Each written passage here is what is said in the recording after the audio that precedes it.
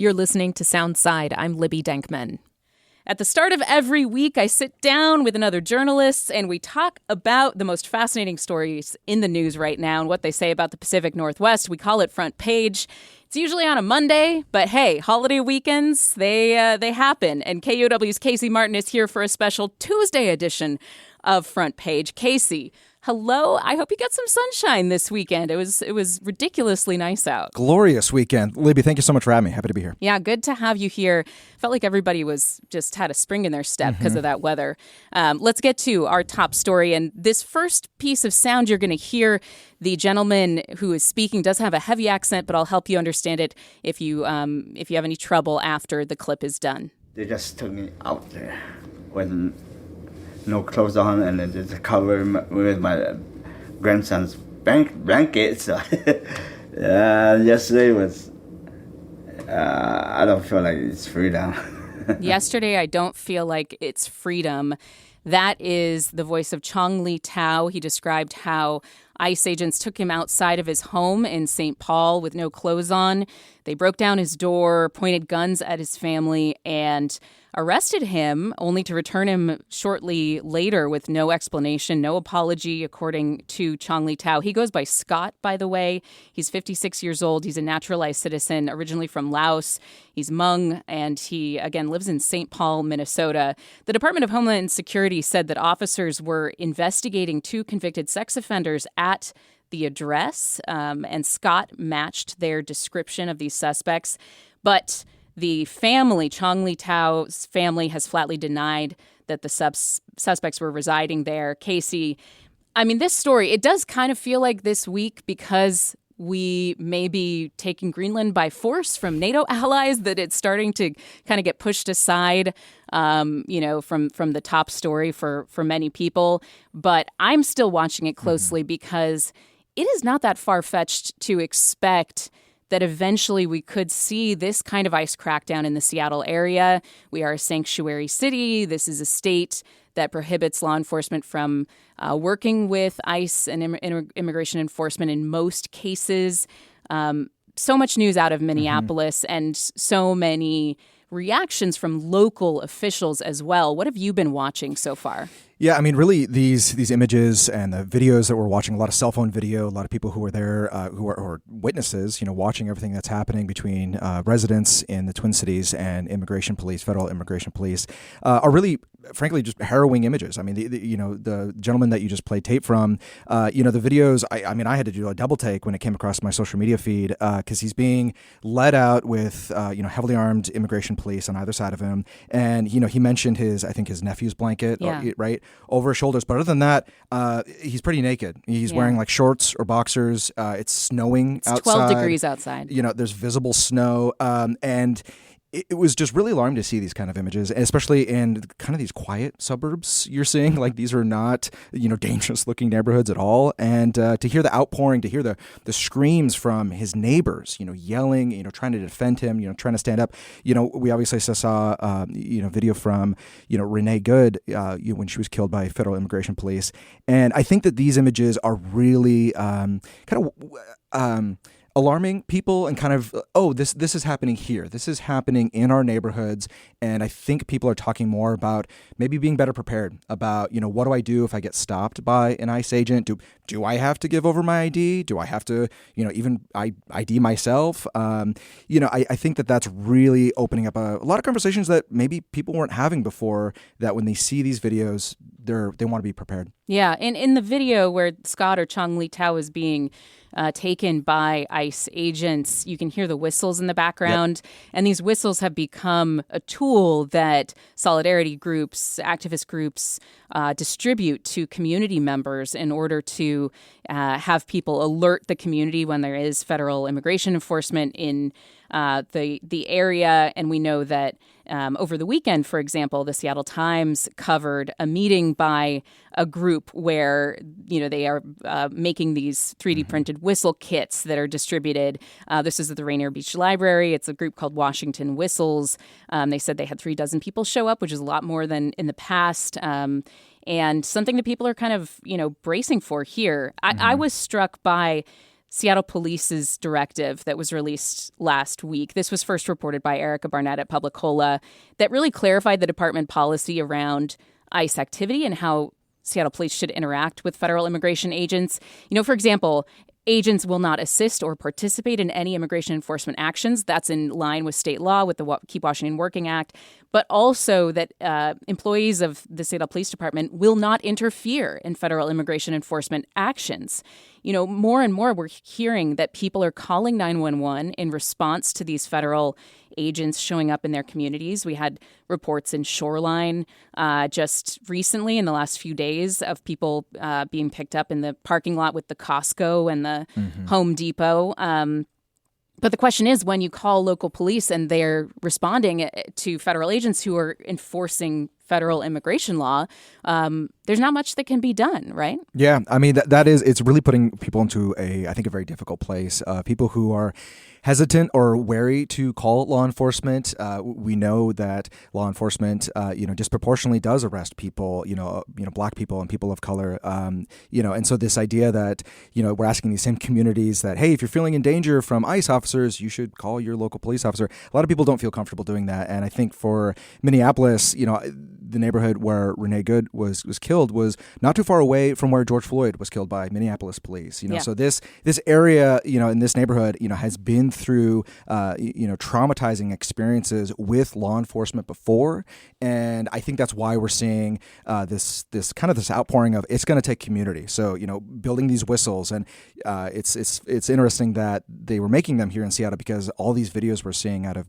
Minneapolis, you hear the whistles everywhere. You hear people it's yelling. Become the soundtrack. It really has become the symbol and sound of communities organizing to protect themselves from ICE. And I think more people are kind of talking about that, of like, what are my rights? How do I look out for my neighbors? How do I look out for each other when there is this maybe a temptation to call police? But as you said, what are they going to do? What exactly are police going to do if they're called, and what power do they have? So what I heard from the policy memo that was put out last week by Seattle Police is basically de-escalate. SPD officers can ask these federal immigration agents for their identification, but you have to do it respectfully.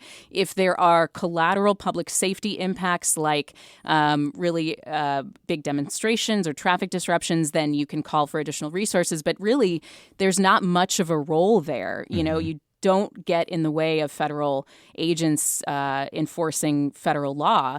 The de-escalation stands in contrast to, I think, what we've seen in Minnesota, however. And, I was just watching a video of a local police chief in the Minneapolis area saying that his off-duty officers have been approached and asked for identification and asked for their immigration status by ICE because they have accents, because they're people of color. And so he's saying basically, if these people are being profiled and they eventually have to reveal that they are police officers off duty, what's happening to, average citizens? At the same time, DHS is saying, that these are the worst of the worst that we are apprehending. They release memos with people with murder convictions, many with assault convictions, drug convictions, violent crimes to kind of show, hey, this is what we're about here in these communities. But I just briefly, before we move on, want to, take a look at these numbers. CBS reported last week on a record number of people being held in ICE detention right now. We've never had this many. And internal DHS data itself indicates that under 50%, so 47% of ICE's detainees had criminal charges or convictions. So that's not just people who have been convicted of crimes. That's charges or convictions. More than half of detainees are classified as immigration violators. They don't have a criminal record of any kind. They are facing basically civil immigration enforcement. And so, more than half not having any criminal record. And again, a very small percentage of these with a criminal record are actually violent. That's just numbers that I wanted to clarify, as again we get these statements from ICE about the types of people they are taking into custody. Let's turn the page, shall we? Casey, turn the page over to some commuting news. Seattle deserves world-class public transit. Seattle voters have told us again and again that they want fast, frequent, reliable bus service. We cannot let one of our highest ridership routes consistently languish in traffic. Highest ridership route, that's the late bus. That is the 8 route, the King County Metro. Casey, Seattle Mayor Katie Wilson wants to fix it. What's going on here? Yeah, the notorious, infamous late bus. This is a very popular route. It runs from downtown Lower Queen Anne, goes all the way up to Capitol Hill, Yeso Terrace, and it's a very, very popular route for people getting around to school, getting to work, and it is notoriously a very, very slow late bus. Often there's ghost buses. If you think you've missed a bus and you're waiting, Ghost buses? Ghost buses. A bus does not appear. You're waiting for your bus. It says it's coming, and lo and behold, ain't no bus. Bus has not shown up. So you just hold out faith for another bus to show up. And I think that's a lot to ask of people waiting for a bus. So this has been such a problem for so long that last year, and we covered this here at KUOW, is a whole bunch of mobility advocates and people who are really passionate about mass transit actually wanted to race this bus on foot on the sidewalk. And they got really creative of basically saying how slow they could go to keep pace with this bus. So some people like crab walk, some people congaed, some people carried eggs on a spoon and things like that. That's just insulting to the bus at this point. I was starting to feel a little bad for the bus driver. They're doing their best, but it was really to bring emphasis and to highlight that this very popular route is just tragically late and it's just not dependable at all. And so this announcement from Mayor Katie Wilson is it's being celebrated by mass transit advocates, people who depend on the bus, because a dedicated bus lane means that you can hop on the bus and zip by the rest of the traffic. It'll be interesting to see, the rollout and how long it takes. Bus lanes, not a lot of people are big fans of them. It squeezes traffic. But that's why the Herald administration apparently didn't like this. Yeah. Was the idea that it was going to cause more traffic. Yeah, that's the thing. Where's the squeeze? Is it going to be on people in single occupancy cars, or is it going to be on a packed bus lane? And it's pretty nice. As somebody who depends on the bus, when you're able to get into a dedicated bus lane and just zip by traffic and get where you need to go, it feels great.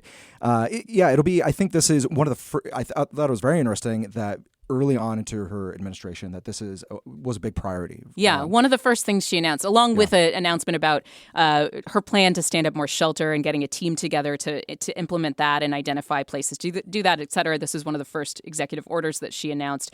For folks who don't ride the bus, the 8 runs east-west between Lower Queen Anne, South Lake Union, Capitol Hill, and then it goes through Madison Valley, through the Central District and down to Mount Baker. And, anybody knows trying to get east-west in the city that it's not great. There are no good east-west routes, but especially if you're stuck on Denny. And they're talking about these lanes on Denny in South Lake Union that would be really particularly between Lower Queen Anne and South Lake Union that would, a bus lane for that. Wilson said something during the press conference, though, Casey, that I'd love to hear you reflect on, which is she said that her goal is to make transit in Seattle irresistibly good. And my question is, what would it take to do that? There's an expression amongst mass transit that frequency is freedom. And so the dream, if you depend on bus or mass transit, is that you don't even have to check a bus schedule. You can just go to a bus stop and just know that it'll probably be here in a couple of minutes, right? Yeah. And on the best days, light rail can do that, not always. But, if they're running trains every 7 minutes, I've done it myself. We have a great a station right here in the U District where I don't even check the schedule at all. I just hop down to the station and I know it'll be there in a few minutes. And I think a lot of people want to get to that frequency with buses, is that you're not trying to, plan your day and, miss appointments and try to get to a bus that may or may not show up, is that there's so many buses coming, they're on time, they're moving people, that it is, it's not just an alternative to driving around a car, it's even better than hopping into a car. It's better than trying to find a parking spot. Yeah, it's not something that people are forced to do because they don't have an alternative, and then they have to suffer and kind of be martyrs about it. I'm a train rider myself, and so for me, the image of what would make Sound Transit irresistibly good is something they're starting to do already, which is finally replacing the cloth seats with vinyl. Every time I sit down on a cloth seat on mass transit, I think to myself, is it going to be wet? Yep. Is it wet? Is it? And I kind of do the hand underneath my butt. And this is just no-brainer. So congrats to Sound Transit for doing that. I'd love to see fewer cloth seats all over the place. The next story we have here, more commuting news, and we're going to move through this pretty quickly because I think we're going to be following it more. And that is that I-5 Ship Canal repaving traffic has really been driving commuters, especially people moving south, driving southbound, nuts. We are 1 week into this 2-year odyssey of lane closures on I-5. And the basics are that 2 northbound lanes have been shut down since last week. You would think, Casey, that if you're going to shut down northbound lanes, that the northbound traffic would be snarled. But no, because the express lanes are the ones that got rerouted. So southbound drivers have lost their express lanes in the morning. And that has really messed up traffic. For people from Linwood, for example, last week there was a commute from Linwood to Seattle surpassing 90 minutes before 8 a.m. Now, I just checked this morning. That was down to Linwood to Seattle about 70 minutes. So things are getting a little better, as transit folks or transportation folks have said they might. But still, wow, drivers stuck in traffic, not so happy. We got a call from Jim in Seattle, North Seattle, who's asking, basically like, what data are they looking at to close these lanes? Jim, we're still waiting for an answer from Washington State's Department of Transportation. So we'll try to get that to you. Yeah, it is rough. And, Seattle, especially I-5, is such a bear. It has been for so long. It's been the dread of many commuter. And, I think it does, going back to mass transit, I think this does, this is another thing that highlights the need for people, to be able to move people instead of cars around. And, a lot of people, that's not an option. They're working odd hours. They work overnight. They have to drive to work. And, I remember the Montlake area, doing the lid and everything. That was a whole snarl. So, yeah, I feel like this is just like a years-long struggle for a lot of I-5 commuters. And there is this kind of feeling when you talk to people of like, okay, when's this all going to be done? When can you just hop on the freeway and drive north and south? And it does kind of feel like it's a never-ending process. It's eternal. Yeah. It definitely is. I was interested. Mike Lindblom with the Times did a really good, big, detailed breakdown of all this, of kind of the thought process of when you can move the express lanes. And, people are saying, hey, what about if before 7:30 you flip the express lanes to go southbound for a little while and then cleared them out? Well, the danger is that it confuses drivers, and then people get, kind of flipped around, and, it does take a little while to flush that out before you swap them. So it's not as simple as maybe some of us would like to think. Really quickly, moving on to our final story of Front Page. Who lost the football and it's picked up by Julian Love. Seattle's got it. Oh, what a start. Oh, that's Ernest Jones stripping the ball from Jake Tonjes on the 49ers. Seahawks Ernest Jones. Resulting in a fumble recovery by Julian Love. It was still in the first quarter, and man, after the Rashid Shaheed return, I was thinking, oh, that's kind of a fluke. This is going to settle down and be like a regular closely fought game. But I was watching with some 49ers fans at that game, Casey, and I started to feel sad on Saturday for the 49ers. And I never feel sad for the 49ers. So, 41-6 win. We go on to play Los Angeles on Sunday. You've been watching? Are you on the bandwagon? I listen to the Seahawks on Sundays. I love Steve Rabel. You listen? Oh, yeah. Oh, absolutely. I love Rabes. Yep. That's awesome. He paints a beautiful picture. And, every time I get a holy catfish, I get goosebumps. There's nothing better than a Rabel holy catfish. You can't beat that. So, it's been really fun, especially a game. I just clicked on the game, and then, within seconds, to watch that kick return was just incredible. So, I'm a huge Seattle sports fan. I love the home teams. And I'm just Seattle sports fan general. And when the Seahawks are playing well, you're tuning in. Yeah, I'll tune That's in. Great. Late season playoffs. I love that. Yeah, I'm the same way. I've kind of been tuned out this season, but hey, I'm a believer now. It turns out Sam Darnold doesn't need an oblique. It turns out, we barely need an offense at all when we can hold him to 2 field goals in a game. Technically, that Rashid Shaheed return was the game-winning score, like the very first play of the game. And I hope that everybody, I know that there's been this crackdown on season ticket holders reselling their tickets, reporting that people are, on the hook if they want to buy those postseason tickets for like $1,200 for 2 tickets. I hope that folks who have season tickets can afford the NFC Championship game on Sunday because, man, those LA fans, they do travel, and we really want that home field advantage. Casey Martin, thank you so much for joining me for Front Page today. It's been really fun. Thank Appreciate you so much for having me. Happy to be here. Thanks for listening to Soundside. Don't forget you can listen live on KUOW 94.9 Seattle at noon and 8 p.m. Monday through Thursday, or anytime right here online at KUOW.org, or of course on your favorite podcast app.